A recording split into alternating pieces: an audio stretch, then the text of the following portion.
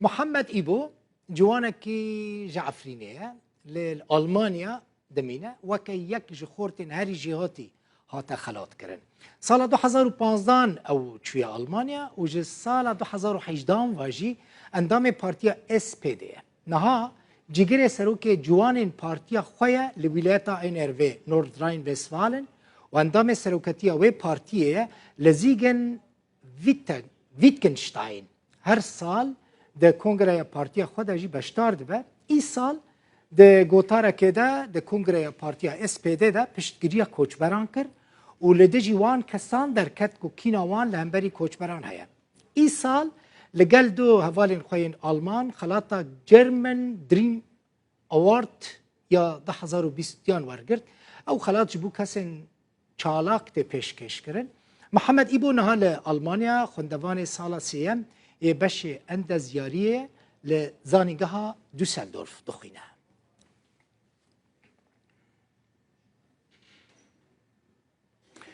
محمد ایبو بخونها لگل منه خلاط گره جرمن دریم اوارد یا 2020 زیگنه بمرابه محمد دست بیک برای حرتشتی خلاط لتا پیروز به پیروز دکم راستی که خورته که وقت 2005 دا چویه آلمانیا دكارب أوقاس يعني چالاك با خلاطا كنت ورقرتيا محمد جبو كيتي داين برگیا شواش سپاسر دعوت او دست پیکی از خواستم بیشم از 2015 لألمانيا دجیم نه 50 و اف خلات جبو سفراء القيم دا ألمانيا دا دي خلات کرن دا منظمات جيرمن دريم دا قالك سياسة مزنجي سفراء قيم دفي منظمة دا وك سروكي بارتيا من ويانجي وزير اندماجي يا ألمانيا ووزير زراعة جيم أزدمير مثلا أفقى سفراء القيم د جيرمن دريم دا ام بحفرة وكم الباتك كار دا كان جيرمن دريم دا وام دخوازن كو كولتور تف بگین هفته د آلمانیا دا جبر کو افتش مرا گرکی گرینگا کو ام انتگراسیونک پیشکتی د آلمانیا دا بینجه تدبیجیتنا باش انتگره بویا الالمانیا بله يعني قال لك شما زي برسيد كمحمد جبركو قال لك هسجي انتجراسيوني ده ترسن شما خلق جي انتجراسيوني ده ترسن يعني نباشين آليين نباشين انتجراسيوني هنا چنا اگر هبن بوخا نباشيه انتجراسيون نينن وزبرد بيجم انه انتجراسيون هر طرف دبي حاضر بن كو بهفرة اندماج بن نطرفك تاني و جبر كتمي يعني قالك جواك انه هاتنا المانيا وكيد بيجن بزماني الماني بغاليل جزيلشافت يعني مجتمع موازي بزماني عربي دبيجن هنا وافتشي حردشي المانيا دا برد بدبي ام بهفرة بكاربن كو ام جوانين پنابر چه کرد به چه جنسیات ندن بن کو ام تیخن پولیتیکا آلمانی دا کو دنگی وان د پولیتیکا آلمانی دا هبی جبر کو افگی گرینگ گاوا مشکلک ما هبی و از جی انسانک پنابر بم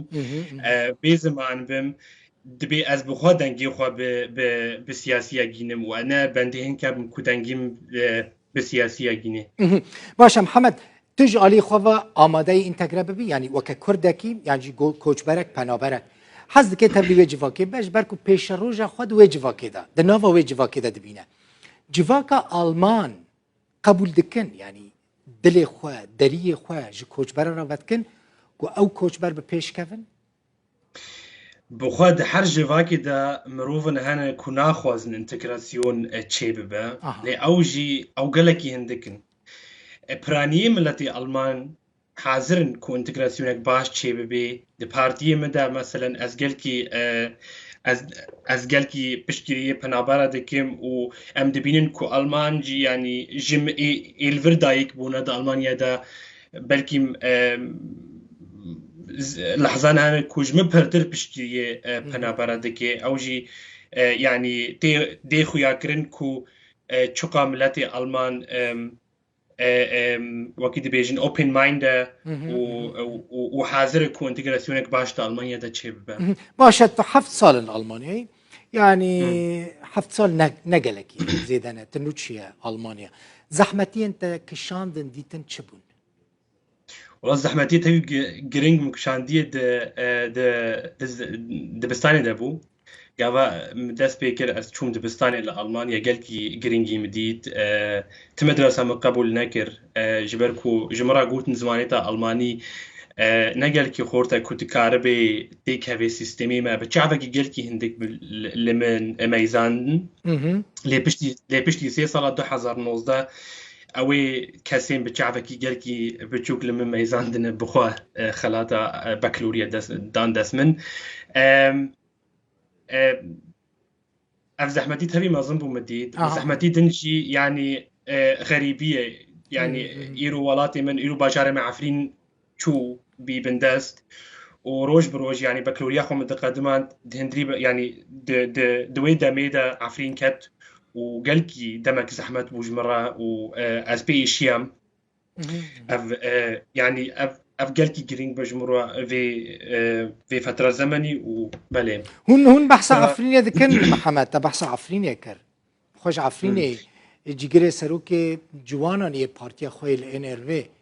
قد لور بحث عفريني تكرن يعني قد نبي اس بي دي كو بارتيا كجلكي مزنا الالمانيا تزانا عفرين تشيا تشل عفريني تشيد با تشينا با ودكاربو مثلا وك جوانين شالاك دنگي خلقي عفريني بگينن مثلا بوندستاغ يانجي حكومتي برای افتشت روز بروز چه دبی جرکی کتم پارتیه دا جرکی کتم پارتیه دا پشگیری ملتی خودی کم پشگیری زمانی خودی کم پشگیری ملتی بندست هر ملتی بندست کم و لین وی بتایبت یعنی بری وی به هیوه که به سر زمانی من کو اجی 15000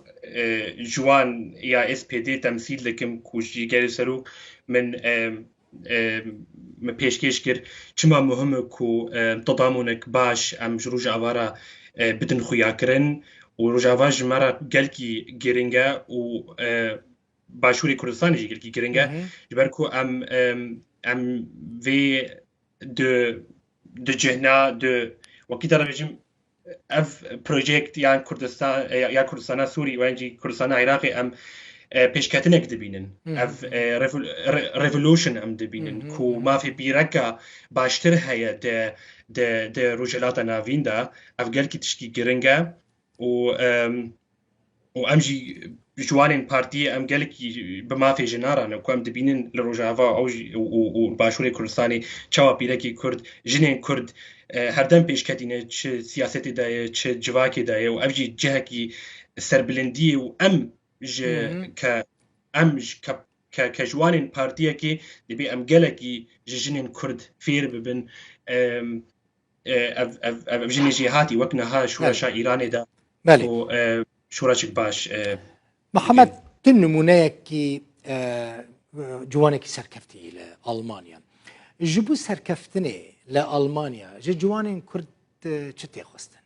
تشتين سركت شنك ويك بكاربه چالاک به سرکفتی به و روش بروش هم دوار سیاسی هم دوار زانیاری و چالاکیه ده بلند به باوری دخوازی افتشت باوری دخوازی که قاربن گوهرتنه که روشا کی بکن از بتنی نکارم تشتکی بکم از نکارم تشتکی پیش خینم لگاوا ام پر بن و ام گلک بن و به هفره ام دکارم پر تشتی پیش خینن ده آلمانیا ده تيك هف ناف جواكي بآخف بوارا بلا أرمانجي تا نا كارك بي لمطعمك بي كنت داوي پرانا بستيني بلا أرمانجي تا جالكيش بي مستر بي جبركو حر إنسان يعني وقت بين سواسي أمش دايكي غبون وأم هاتن ليش يعني ودبي أم بخوا رياخو ببينن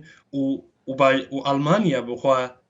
باجاري فرصة يا شانس يعني دري البيشتن نايجرتن اگر خواستكي كتابتي بگيني خواستكي خوا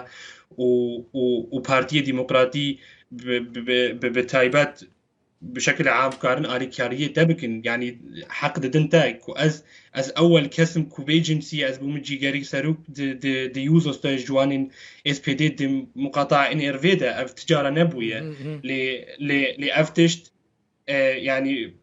بآليكارية في جواكي ممكنة راست قال لك سباس كيف خوش بوم